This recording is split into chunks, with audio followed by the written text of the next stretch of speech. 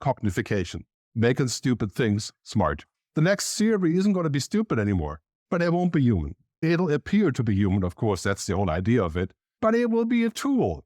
And this is the number one thing until 2030, the convergence of humans and machines. Convergence, of course, in parentheses. We can't really converge, but now it appears that we could replace people with machines. This is one of the biggest myths I've heard in a long time. We can replace a person that works like a robot, a commodity person.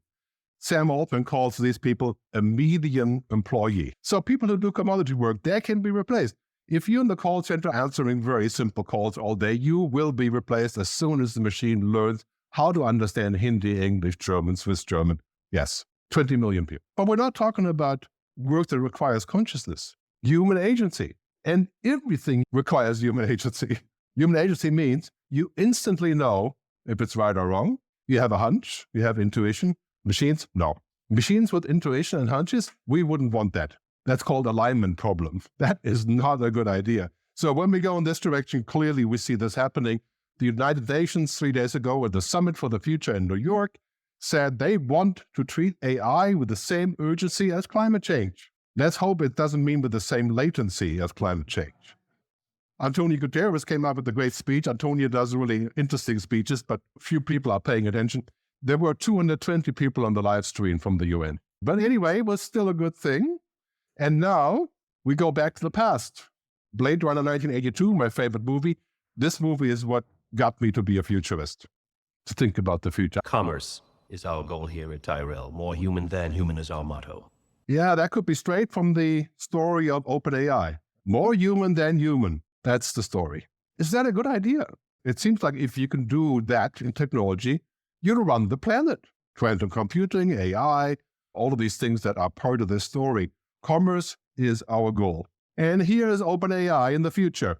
The OpenAI city, probably based somewhere in the Middle East.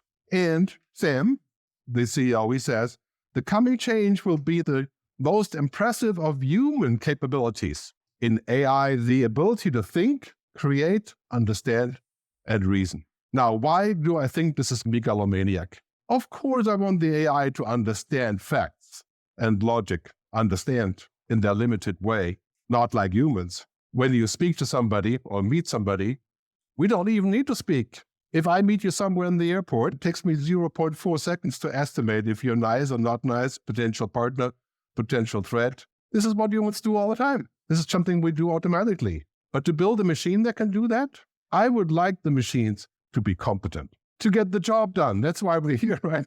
We want them to get the job done, not to take over the world, to reasoning. How can you reason without understanding the real world?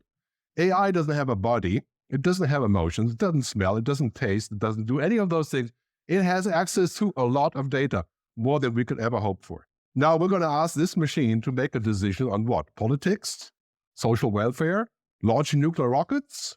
Because they're more efficient? I mean, that strikes me as a bad proposition.